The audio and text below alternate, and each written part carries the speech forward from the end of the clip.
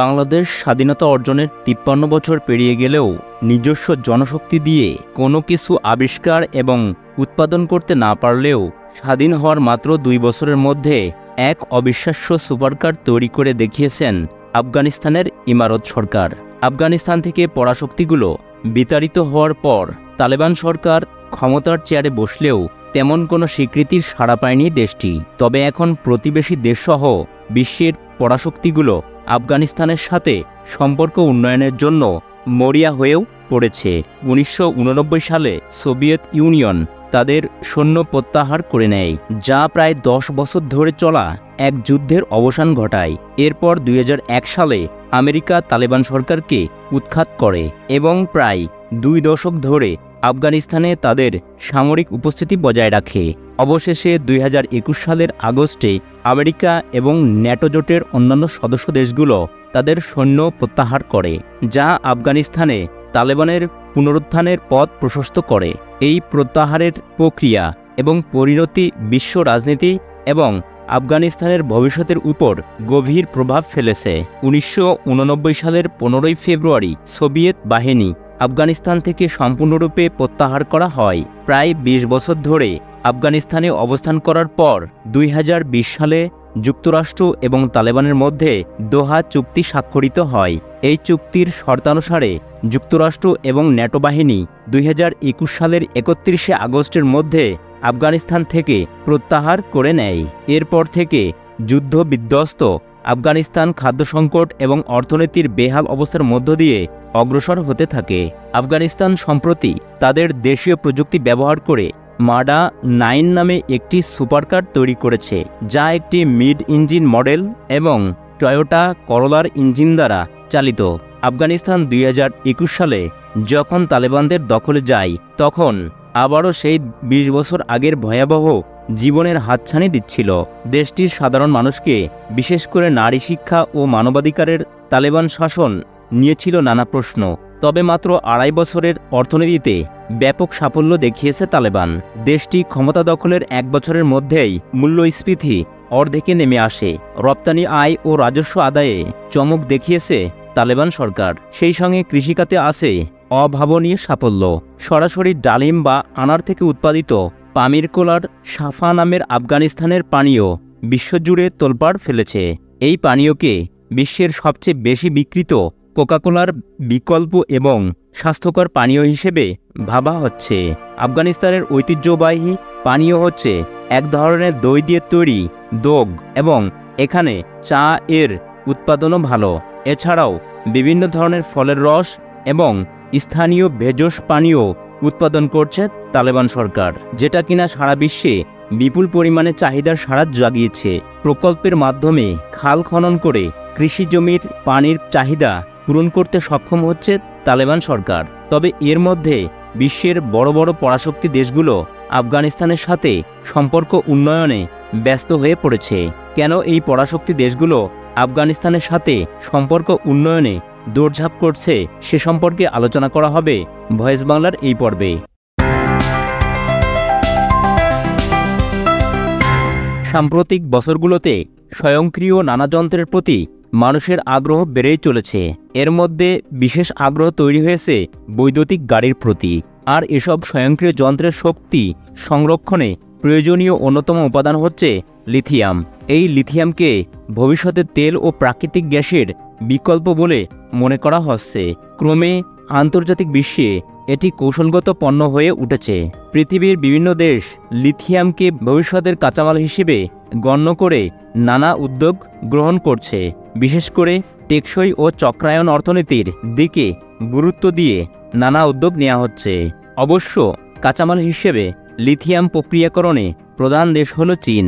প্রকৃতপক্ষে চীন দক্ষিণ আমেরিকার লিথিয়াম কোম্পানিগুলোকে অধিগ্রহণ করেছে। এসব কোম্পানির কাছে বিশ্বের অর্ধেক লিথিয়াম মজুত রয়েছে।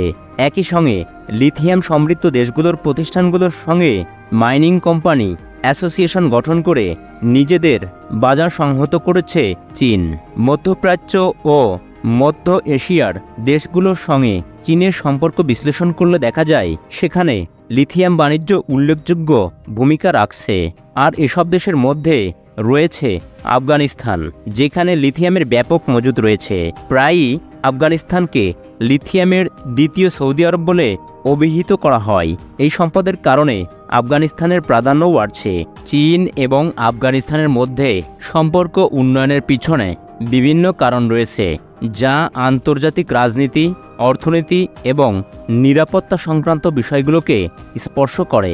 চীনের আগ্রহের মূল কারণ হল আফগানিস্তানের সাথে তার ভৌগোলিক নিকটতা, আফগানিস্তানের খনিজ সম্পদের প্রাচুর্য এবং চীনের বেল্ট অ্যান্ড রোড ইনিশিয়েটিভ প্রকল্পে আফগানিস্তানকে যুক্ত করার সম্ভাবনা। করোনাকালীন সময়ে চীন আফগানিস্তানকে জরুরি সহায়তা হিসেবে $3 কোটি এবং 60 লাখ ডোজ টিকা প্রদান করেছিল। এই সহায়তা আফগানিস্তানের জন্য অত্যন্ত জরুরি ছিল, কারণ দেশটি যুদ্ধ এবং অস্থিরতার দীর্ঘ সময় পার করে এসেছে। চীনের এই সহায়তা তালেবান সরকারের সাথে সম্পর্ক উন্নয়নের একটি পদক্ষেপ হিসেবে কাজ করছে, যা আফগানিস্তানের পুনর্গঠন এবং বিনিয়োগে চীনকে একটি গুরুত্বপূর্ণ অংশীদার হিসেবে তুলে ধরেছে। চীন এবং তালেবানের মধ্যে ঘনিষ্ঠতা বাড়ার পেছনে আরেকটি কারণ হল চীনের নিজস্ব নিরাপত্তার উদ্বেগ। চীন চায় না আফগানিস্তান সন্ত্রাসীদের কেন্দ্র হয়ে উঠুক, যা চীনের সিনজিয়াং প্রদেশে অস্থিরতা সৃষ্টি করতে পারে। এই কারণে চীন তালেবানের সাথে সম্পর্ক তৈরি করে একটি স্থিতিশীল এবং নিরাপদ আফগানিস্তান নিশ্চিত করতে চায়। এছাড়াও চীনের আফগানিস্তানের প্রতি আগ্রহের আরেকটি কারণ হল আফগানিস্তানের খনিজ সম্পদ। আফগানিস্তানের বিপুল খনিজ সম্পদ চীনের শিল্প এবং অর্থনীতির জন্য অত্যন্ত মূল্যবান। চীন আফগানিস্তানের খনিজ সম্পদের উপর নজর রাখছে এবং সেখানে বিনিয়োগ করার জন্য আগ্রহী। সব মিলিয়ে চীনের আফগানিস্তানের প্রতি আগ্রহ বিভিন্ন স্তরের এবং বহুমাত্রিক। এই আগ্রহ শুধুমাত্র আফগানিস্তানের পুনর্গঠন এবং সহায়তার জন্য নয়, বরং চীনের নিজস্ব অর্থনৈতিক এবং নিরাপত্তা স্বার্থের জন্যও। চীন এবং আফগানিস্তানের মধ্যে এই সম্পর্ক উন্নয়ন আঞ্চলিক এবং বৈশ্বিক পর্যায়ে প্রভাব ফেলবে এবং ভবিষ্যতে এর ফলাফল আরও পরিষ্কার হবে। চীন আফগানিস্তানের সাথে সম্পর্ক উন্নয়নে আগ্রহী হওয়ার পেছনে বেশ কিছু কারণ রয়েছে। প্রথমত, আফগানিস্তানের অবস্থান ভৌগোলিকভাবে এমন একটি কেন্দ্রীয় জায়গায়, যা মধ্য এশিয়ার অন্যান্য দেশগুলির সাথে চীনের সংযোগ স্থাপনে সাহায্য করে। এই অঞ্চলে চীনের বেল্ট অ্যান্ড রোড ইনিশিয়েটিভ প্রকল্পের অংশ হিসেবে অবকাঠামো উন্নয়নের জন্য আফগানিস্তান একটি কৌশলগত অংশীদার হতে পারে। দ্বিতীয়ত, আফগানিস্তানের বিপুল খনিজ সম্পদ যেমন লিথিয়াম, তামা এবং লৌহ আকরিক চীনের শিল্প ও প্রযুক্তি খাতের জন্য অত্যন্ত মূল্যবান। চীন এই সম্পদগুলির উত্তোলন এবং ব্যবহারে আগ্রহী, যা তার অর্থনীতিকে আরও বাড়াতে সাহায্য করবে। তৃতীয়ত, চীন আফগানিস্তানের মাধ্যমে তার প্রভাব বাড়াতে চায়, যা তাকে এই অঞ্চলে একটি প্রধান কূটনৈতিক এবং অর্থনৈতিক শক্তি হিসেবে স্থাপন করবে।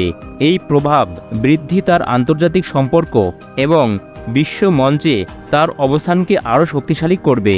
চতুর্থত, চীন আফগানিস্তানের মাধ্যমে তার নিজের নিরাপত্তা উন্নত করতে চায়, বিশেষ করে সিনজিয়াং অঞ্চলে, যেখানে উইগুর জাতিগত সংখ্যালঘুরা বসবাস করে।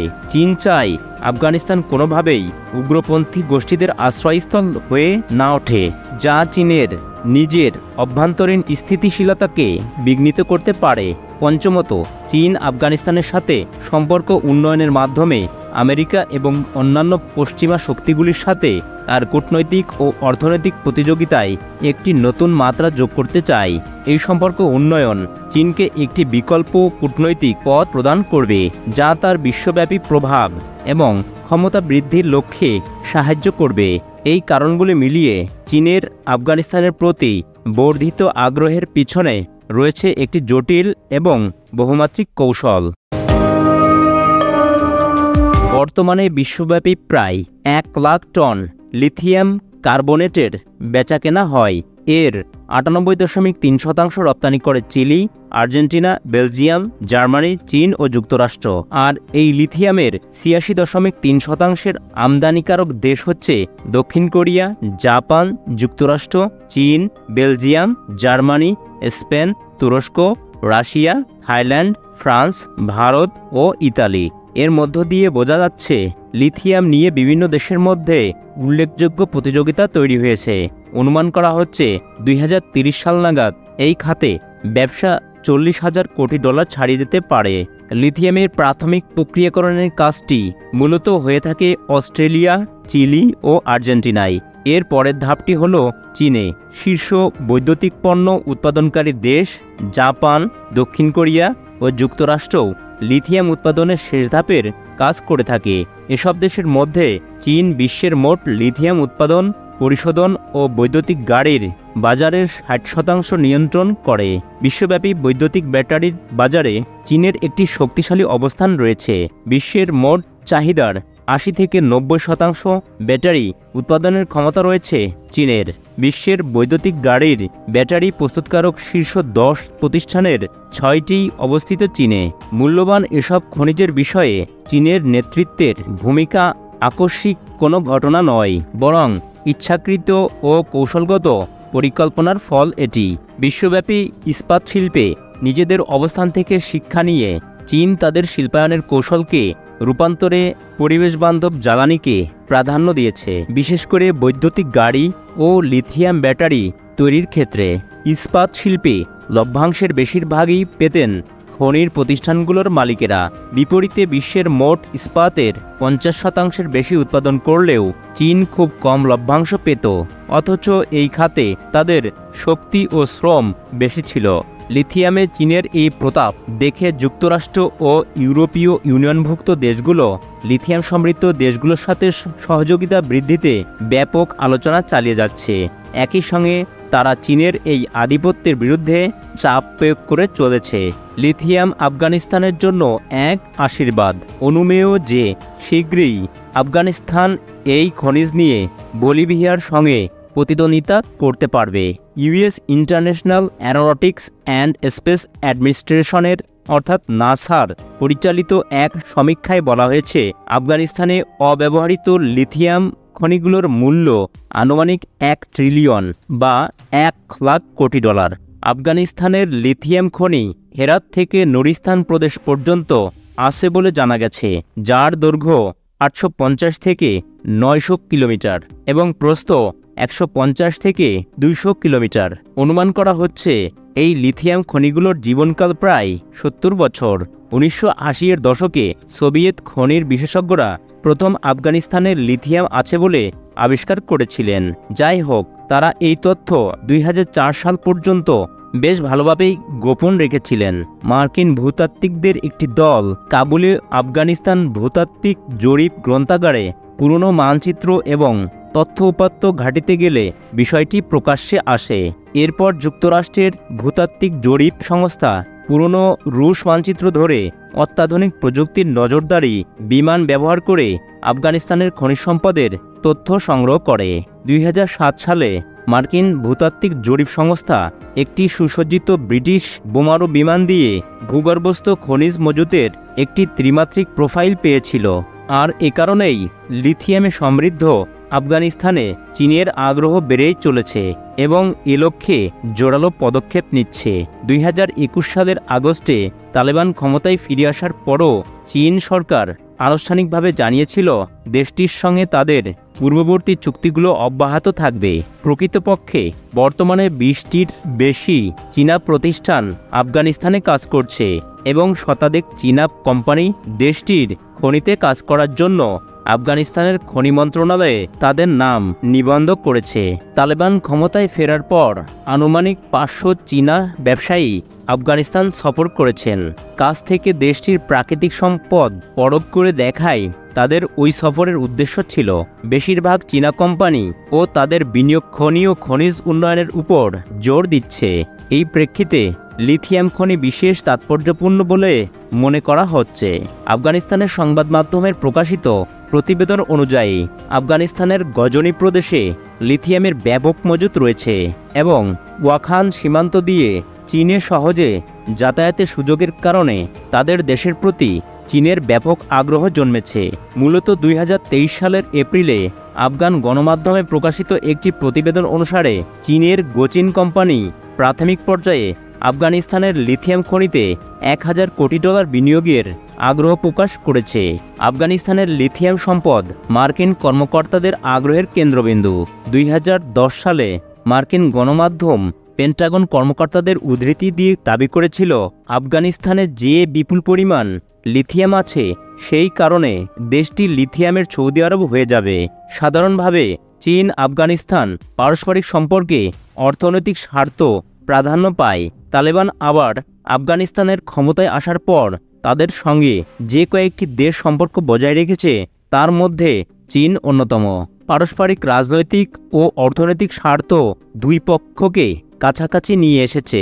আফগানিস্তানের ভূখণ্ড থেকে মার্কিন বাহিনীকে প্রত্যাহারের পরই দেশটিতে প্রভাব বিস্তারের জন্য সেই সুযোগ চীন কাজে লাগিয়েছে। তালেবানের দেয়া নিরাপত্তা চীনকে আফগানিস্তানে বাণিজ্যিক ও অর্থনৈতিক প্রকল্প বাস্তবায়নে একটি অনুকূল পরিবেশ তৈরি করে দিয়েছে, যার মধ্য দিয়ে বেইজিং তার কৌশলগত স্বার্থ হাসিল করতে চায়। অন্যদিকে তালেবান তাদের অর্থনৈতিক সংকট দূর করতে চীনা প্রকল্পগুলোকে কার্যকর একটি সুযোগ হিসেবে দেখছে। চীনের অর্থনৈতিক প্রকল্প ও বিনিয়োগের প্রস্তাবগুলো নিজেরা যাচাই করার পর তালেবান বুঝতে পেরেছে দুই দেশের স্বার্থ সংশ্লিষ্ট সম্পর্কের পেছনে লিথিয়াম হবে অন্যতম গুরুত্বপূর্ণ কারণ। এক কথায় বলতে গেলে লিথিয়াম ধীরে ধীরে আন্তর্জাতিক পর্যায়ে কৌশলগত একটি পণ্যের রূপ নিচ্ছে, আর আফগানিস্তান চীন সম্পর্কের ক্ষেত্রে এই পণ্য একটি কৌশলগত অবস্থান হিসেবে আবির্ভূত হচ্ছে।